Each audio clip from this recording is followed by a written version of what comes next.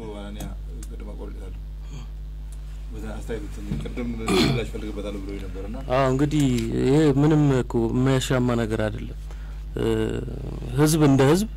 ችግር ሆኖ አያውቅም ችግር ሊሆንም አይችልም ይሄ ግልጽና የማያሻማ ለአንድ ህዝብ የበላይነትና ልዕልና የሚተጋ በብሔር የተደራጀ ፓርቲ ባለበት ከሌሎች ኢትዮጵያውያን ይልቅ ባድሎና በልዩነት አያያዝ የኔ የሚላቸውን ኢምፓወር የሚያደርግበት ስርዓት ባለበት ግን ሰላማዊ የህዝብ ለህዝብ ግንኙነት ይኖራል ብሎ መጠበቅ ቂልነት ስለዚህ እኔ እዚህ ላይ ማረጋገጥ የምፈልገው በዚህች ሀገር ላይ እኮ በይፋ በአማራው ህዝብ ላይ ብዙ ነገር ሲደረግ ኖሯል ያንን የተከላከለው ማን ነው የበፊቱ ጠቅላይ ሚኒስትር በግልጽ ሲጠየቁ ሞፈር ዘመት ደን መንጣሪዎች ናቸው ብለው ነው ያስተባበሉት እነሱስ ተከላካይና ዘብ የሚቆምላቸው ስለዚህ ማንንም እንደ ህዝብ ሲጠቃ በህዝብነቱ ሊቆም ይገባዋል ትክክልም ነው ያደረገው ከዛ በተረፈ ግን የህዝብ ለህዝብ ግንኙነቱ ለምን አልሰመረም ለምን እንዲህ አይነት ነገር ከ25 አመታት በኋላ መጣ ሚለው ጥያቄ ሲነሳ የዲሞክራሲያዊ ብሔርተኝነት ኢህአዲግ የሚያቀነቅነው ራስን ወደህ ሌላውን ሳትጠላ ራስን አክብረህ ብዛነትን ጠብቀህ ከሌላውም ጋር በዲሞክራሲያዊ ግንኙነት መገናኘት ትችላለህ የሚለው መርህ ከሽፏል በቃ አልሰራ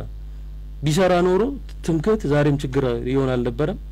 ቢሰራ ኖሮ ጠባብነት ዛሬም ችግር ሆኖ ሊያወያየን ባልተገባ ነበር ከሩብ ክፍለ ዘመን በላይ ማለት ስለዚህ ዛሬም ገሌዘሩ ዛሬም እንደዚህ ተብሎ ጥቃት መድረሱ በዚህ ዙሪያ ራሱ መወያየቱ የኢህአዲግ የአብዮታዊ ዲሞክራሲያዊ ፍልስፍና ክሽፈት ነው ለኔ ስራ አልሰደደም አልሰረጸም ማለት ይሄን ደግሞ በምንም ማመካኘት አይቻልም ጥገኞች ናቸው ኪራይ ሰብሳቢዎች ናቸው እንደዚህ ሆንኩኝ እንደዛ የናቲ ቀሚስ አደናቀፈኝ አይሰራም በቃ በትክክል ክሊርሊ ያልሰራበት ምክንያት በንጹህ ሊና አስተውሎ አይቶ ተገንዝቦ ምንድነው ከዚህ በኋላ የሚያኗኑረን ነገር እንደ ሀገር ምክንያቱም አንድ የፖለቲካና የኢኮኖሚ ማህበረሰብ መገንባት የሚቻለው አንድ መንግስት ሁሉንም ዜጎች በአንድ አይነት ሁኔታ ማስተዳደር ሲችል በእኩል አይን መመልከት ሲችል ነው እንጂ የልጅና የእንጀራ ልጅ ሆኖ የበለጠ ታማኝና ቁልፍ የፖለቲካ የደህንነት የመከላከያ መዋቅር ስልጣናት ላይ የሚቀመጡና ሌሎቹ ደግሞ እንዲሁ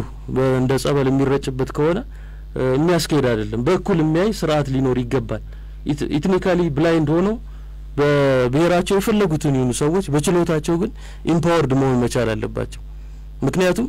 መጨረሻ ላይ መመዘኛውና መፈተኛው መሆን ያለበት ለህዝባዊ አስተዳደር ምን ያህል አጥጋቢ አመርቂ ውጤት አመጣ የሚለው ነው አንድ መሪ ሊገመገምበት የሚገባው እንጂ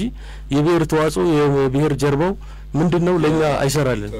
ፌደራል ስርዓቱ በሚገባ ተገበረም ነው ወይስ ፌደራል ስርዓቱ አይደል ባጭሩ ላስቀምጥላችሁ እኔ ያልኩ ያለሁት